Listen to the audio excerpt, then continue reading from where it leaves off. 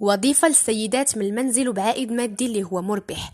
باش انك تقلبي على خدمة من الدار ما بقاش امر صعب مع التطور الكبير اللي عرفته وسائل الاتصال وانتشار مواقع التواصل الاجتماعي. ولا بامكان اي شخص يلقى خدمة اللي ما كتحتاج الخروج من الدار. وإلا كنتي من ضمن السيدات اللي تيكرهوا التقيد بالروتين الوظيفي وعندك وليدات وماشي بالاستطاعة ديالك تخرجي تخدمي خارج المنزل، عندي لك الحل.